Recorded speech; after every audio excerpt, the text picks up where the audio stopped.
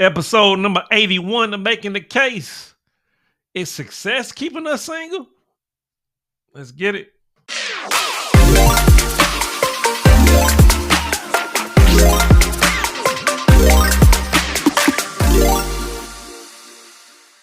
Hey, what up, YouTube? I'm back with another episode of Making the Case. Episode number 81. What we're talking about today is we're talking about, does success keep us single? All right. Of course, I am your host, none other than Dr. Jacob Isom, educator, author, speaker, entrepreneur, content creator, consultant, father, a little bit of everything. All right. Um, Before we get into it, of course, we gotta go over our two channel norms. One, we attack points in our people. Then two, we don't do all the cussing and derogatory stuff because we like to keep it professional over here. Got another great episode for you today. Does success keep us single? Now, I like to answer straightforward, and that would be, I believe so. All right. And let me tell you why I say that.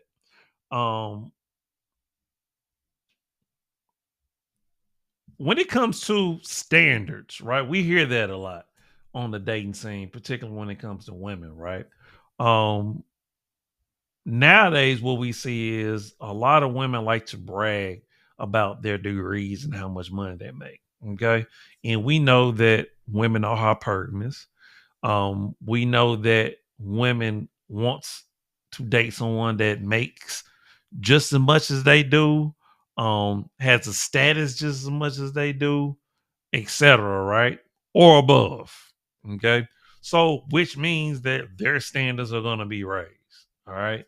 So, the more successful a woman is, the more likely it's going to be more difficult because her dating pool is going to shrink. All right. Especially now when you start talking about, well, the amount of women that's going to college versus men. Um, so not only do women want a man that is financially well off, but she also wants him to be intelligent. So now, regardless, whatever a woman wants, that's just fine. But reality has to set in, right? Because we got to go what's based off of what is actually happening versus what we see on social media or what we see in movies. All right. Now, for men, it's a little bit different, right? We've because men have been dealing with it for centuries, right? Men are successful. Um, what a successful man look for is different from what a successful woman is looking for. A successful man is looking for a woman that's attractive and a woman that's going to follow his lead, that's going to submit, and is going to bring him peace. You see how simple that sounds? It sounds real simple, right? But what I'm noticing nowadays is that fact that, and I was talking to somebody about this the other day, the fact that because women are more successful than they ever been in history, um, they want the same leverage, they want the same power that men have historically been known to have because of their success and their prowess, right? But it just doesn't hit the same, right? Because a successful man and a successful woman really, I'm not going to say they're not compatible. I'm not going to say they're not equally yoked, but I will say that due to the ego that's involved, it's going to make it extremely difficult. It's going to be a lot of compromise. It's going to be a lot of, you know, figuring out that's going to have to go on in a relationship. Now, two people can be successful in their own right and be successful in a relationship. That's not what I'm saying. What I'm saying is once power and ego and control and manipulation get involved, that's when you start seeing issues. Okay. So the real question is let go your ego. That's the real thing. But so in today's episode, we're going to do a deep dive into why it's so difficult for successful people to find love or to date or be in relationships or marriages, or if that even is the case. Okay. Now, of course, I'm going to make the case that yes, it pretty much is. And so we're going to look at a couple of different perspectives from not only the female side, but the male side. So this episode is going to be very balanced, at least for the most part. All right. So strap up your seatbelts. Let's go on and take this ride, shall we? All right, let's get into my first piece of evidence without further ado. Why highly intelligent people struggle with love. Number 1, they overthink. When it comes to the popular notion of love, we tend to think of feeling what's right and just following your heart into the sweet mist of romance. And there is absolutely no way that an intelligent person is going to stumble around blindly. They're going to analyze the details and compare the information to trusted standards before they make a big decision. Is it great for data? Yes. Is it wise for the long term? Yeah. Is it good for enticing and starting a passionate relationship? Not quite. It can be exasperating for some, leading them to mistake the time taken to analyze means for disinterest on the part of the intelligent person. In a tragic irony, the intelligent person means the opposite. By taking this time to study, plan, and review, they're deeming their love interest as worthy and desirable. That analytical effort is to ensure a best chance of success for the relationship. If there is no interest or a low valuation, they wouldn't bother. Number 2, they love their independence.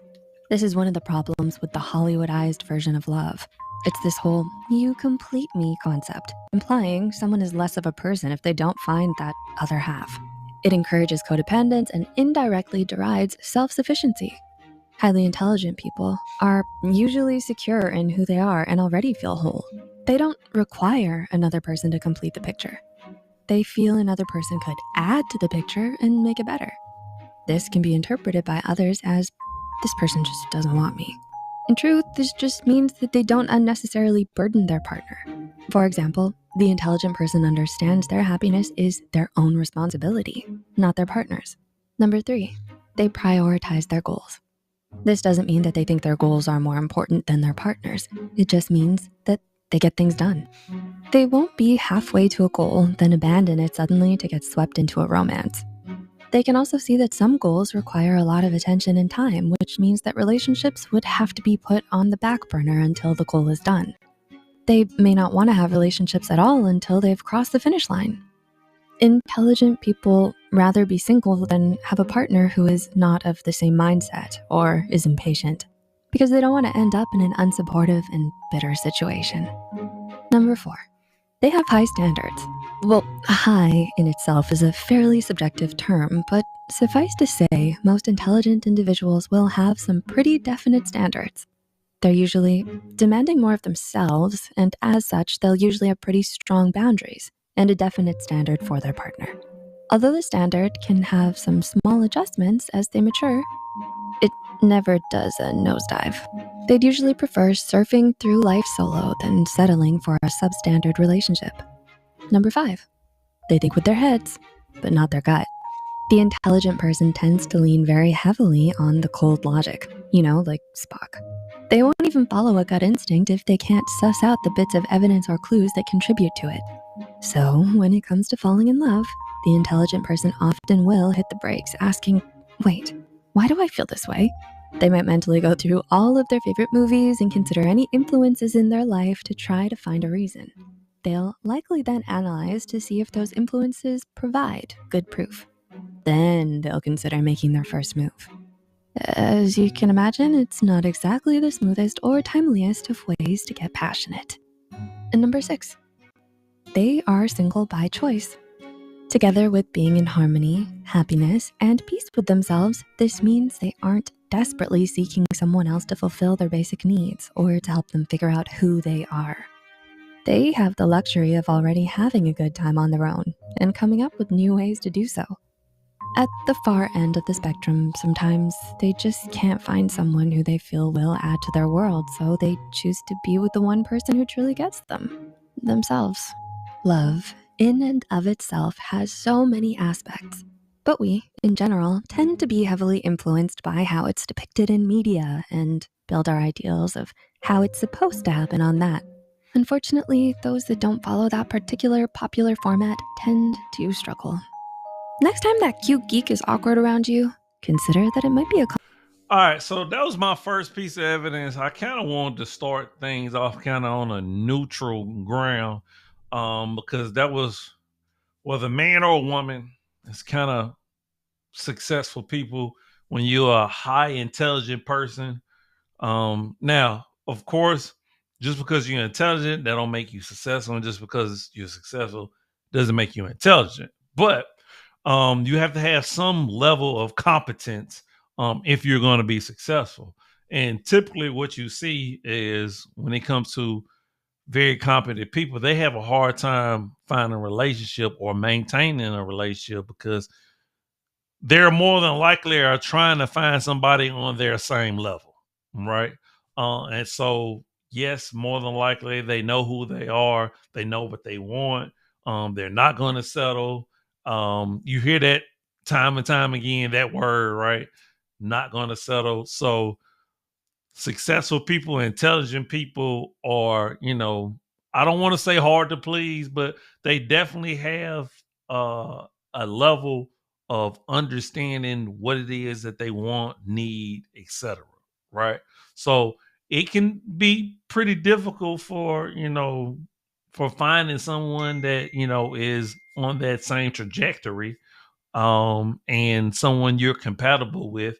Because to be honest with you, we always hear um, that opposite attracts, but when it comes to a highly intelligent, successful person, a lot of times you really are trying to find somebody that's on your same wavelength, your same vibe. So um, those of us that have been in relationships where we feel like we're carrying too much of the load, um those type of relationships definitely don't last long.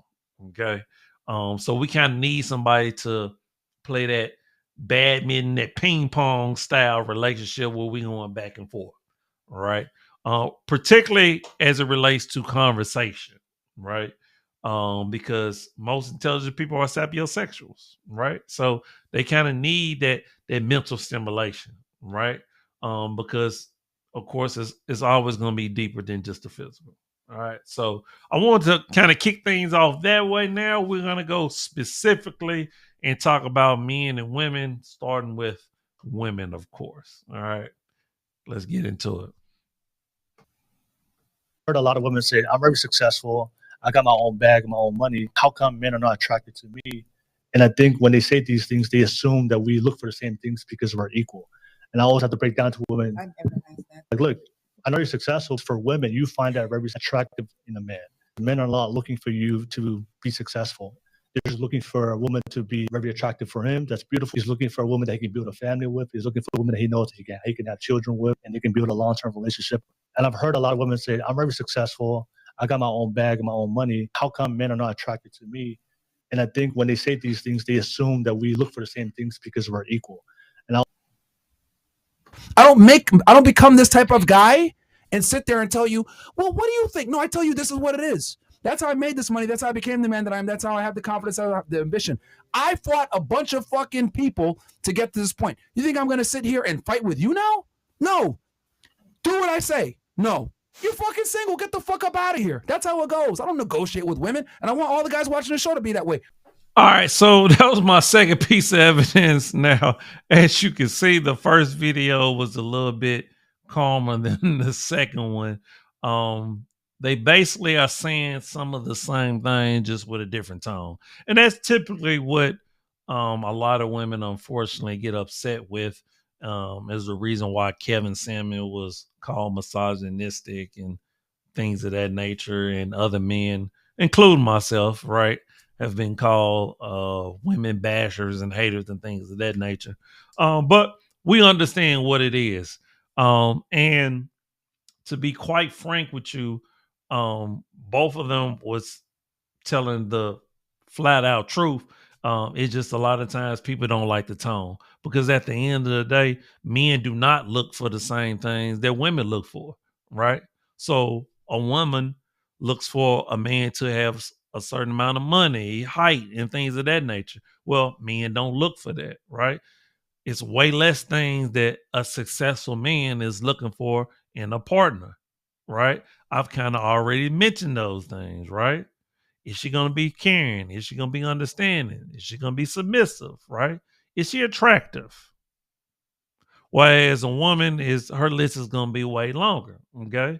And with the second video, and I'm pretty sure a lot of you guys are familiar with the Fresh and Fit platform. Now, I'm not the hugest friend, but I'm an objective person. And facts are just facts. All right. So at the end of the day, when a man is successful, he's not gonna sit up and argue with you. He's just not gonna do it. Okay. So that's just one thing that we got to understand about there is no equality when it comes to a man or a woman, and it doesn't matter how much money or success that a woman has, there still's not going to be equality. Even if you put a successful man and a successful woman side by side, there's still not going to be equality. I was telling somebody earlier, when a man makes money, he's expected to take care of people. And a lot of time it's just not just a woman and kids, it's also his family members. When a woman makes money, she take care of herself and maybe some kids. That's not equality. It's different. Okay. So when you're out there dating as a successful man and a successful woman, it looks different because the expectations are different. And that's just reality. Okay. So yes, the bravado and the ego that a man has with money and success is going to look different for a woman. It's just the reality. Okay. And if we kind of start understanding that and come to that realization, maybe our relationships will look a little different. Okay. Now, can we change dynamics? Yes. Change is inevitable. It's always going to happen, right? But do I see it changing anytime soon? No, absolutely not. All right. So let's get to our last piece of evidence. Once again, I got a couple of videos that I'm smushing together, and we're going to wrap this on up. All right. Let's get it. Say ambitious.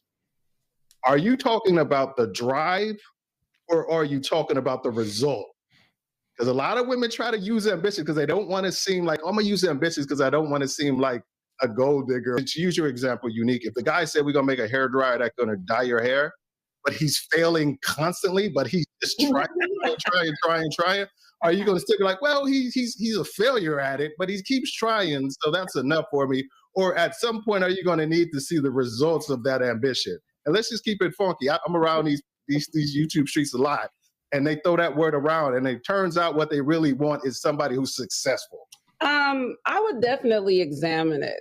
You know, I've you use that word a lot, Unique. Examine it. Things, you know, that's your word. Examine it. I would examine it. But yeah, I can't say I'm going to be that patient. Yeah, see, and that's what I'm saying. Most women don't want ambition. They want, when you say ambitious. If you're an ambitious woman and you feel like you might still be single because your success intimidates men, please don't tone down how great you are or the wonderful life that you've built for yourself. Instead, try shifting your focus in dating to finding men who complement you. And by that, I mean, look for a man who has strengths in areas that maybe you're not as strong in and who can really appreciate how you might be good in areas that he's not as good in. This is what the research suggests for all couples, that if you find somebody who has different strengths and weaknesses than you, then you guys can actually form a relationship that's better when you're together than when you two are separate. And you can become phenomenal in the areas where you're really good while still reserving a space for him to become great in different areas. All right, there you have it, folks. That was my third pieces of evidence.